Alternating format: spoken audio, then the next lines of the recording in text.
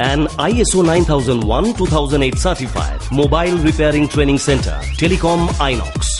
সঞ্জীব পণ্ডিতের অ্যাডভান্স ল্যাবে 100% প্র্যাকটিক্যাল ক্লাসে আপনি পাবেন অস্ট্রেলিয়ার কিউ মোবাইল রিপেয়ারিং এর ধাঁচে নিজেকে গড়বার এক সুবর্ণ সুযোগ। টেলিকম আইনক্সে মোবাইল রিপেয়ারিং শিখে রোজগার করুন প্রতি মাসে 20 থেকে 25,000 টাকা। Telecom INOX 9831463802।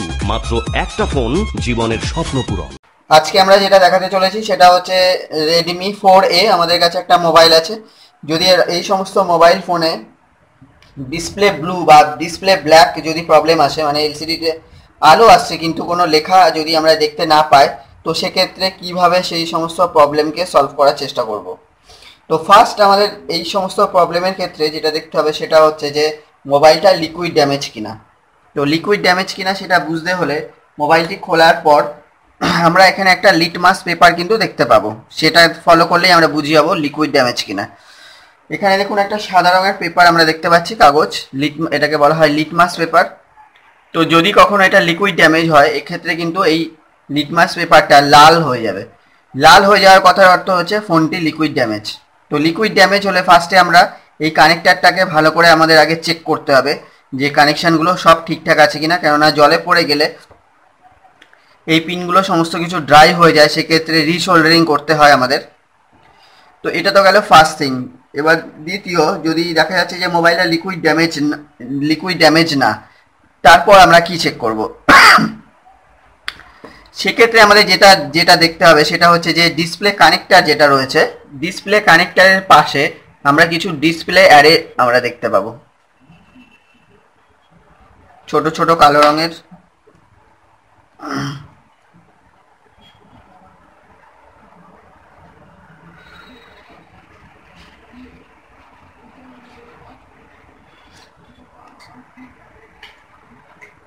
দেখা যাচ্ছে এগুলো হচ্ছে সব ডিসপ্লে অ্যারে। ডিসপ্লে কানেক্টারের পাশে অ্যান্ড্রয়েড ফোনগুলোতে আমরা মোটামুটি দেখতে পাবো এলসিডি কানেক্টার যেখানে থাকে ঠিক তার পাশে এরকম কিছু অ্যারে থাকে আমাদের, মানে ডিসপ্লে অ্যারে।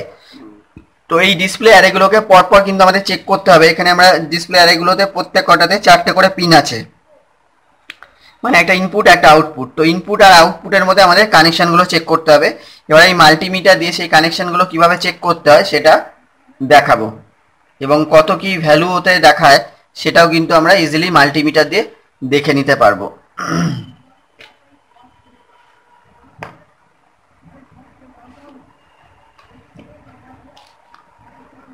এবার এই মাল্টিমিটারটাকে বাজার রেঞ্জে রাখতে হবে।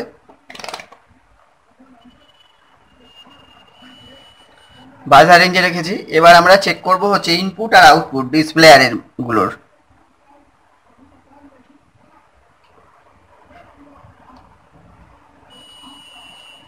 দেখা যাচ্ছে কন্টিনিউটি বাজছে, মানে এখানে কিছু রেজিস্ট্যান্স, মানে কিছু ওহমসের এখানে আমরা দেখতে পাচ্ছি রেজিস্টিভিটি রয়েছে। প্রত্যেকটায় 1 2 3 4 5, এখানে 5টা ডিসপ্লে অ্যারে রয়েছে, ডিসপ্লে অ্যারে ফিল্টার। প্রত্যেক কটারই কিন্তু পিনগুলোকে চেক করতে হবে, ইনপুট আর আউটপুট। ইনপুট এবং আউটপুটের মধ্যে কন্টিনিউটি শো করবে, তাহলে আমরা বুঝবো যে আমাদের অ্যারেগুলো সব ঠিকঠাক আছে।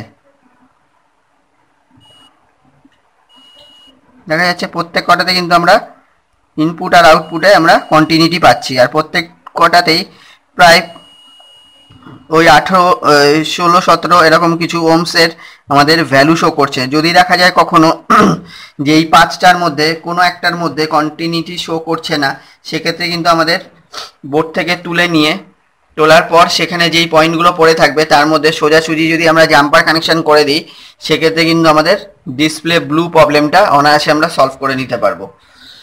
এবার যদি দেখি যে আমাদের ডিসপ্লে অ্যারেগুলো সমস্ত কিছু ওকে আছে, মানে কন্টিনিউটি চেক করার পর দেখতে পাচ্ছি যে প্রত্যেকটা যে ঠিকঠাক কানেকশন রয়েছে। তো সেক্ষেত্রে আমরা কি দেখব? সেক্ষেত্রে আমাদের দেখতে হবে এখানে ডিসপ্লে গ্রাফিক্সের জন্য একটা আইসি ব্যবহার করা হয়, মানে গ্রাফিক্স ড্রাইভার আইসি যেটাকে আমরা বলে থাকি। তো এই ড্রাইভার আইসিটি যদি খারাপ হয়ে যায়, সেক্ষেত্রে কিন্তু আমাদের ডিসপ্লেতে কোনো কিছু লেখা আসবে না। তো এবার আমরা দেখে নেব যে ওই আইসিটা কোথায় আছে। যদি একটু ভালো করে আমরা ফলো করি, এখানে দেখতে পাবো একটা বুস্ট কয়েল রয়েছে, বুস্ট কয়েলের পাশে একটা আইসি রয়েছে, গ্লাস আইসি। তো এইটা হচ্ছে ডিসপ্লে গ্রাফিক্স ড্রাইভার আইসি, যেটার মাধ্যমে আমরা গ্রাফিক্সটা মানে স্ক্রিনের মধ্যে আমরা দেখতে পাচ্ছি। তো এটা হচ্ছে ড্রাইভার, মানে সিপিইউ থেকে ড্রাইভার আইসি হয়ে তারপরে আমরা ডিসপ্লের মধ্যে লাইনগুলো এসছে। তো যদি কখনো এই আইসিটা খারাপ হয়ে যায় সেক্ষেত্রে কিন্তু ডিসপ্লেতে কোনো লেখা আসবে না। তো সেক্ষেত্রে আমাদের ডিসপ্লে ড্রাইভার আইসিটি কিন্তু চেঞ্জ করতে হবে, চেঞ্জ করলে আমাদের প্রবলেমটা সলভ হয়ে যাবে। তো এই হলো ডিসপ্লে ব্লু যদি আসে সেক্ষেত্রে আমরা কি কি দেখব।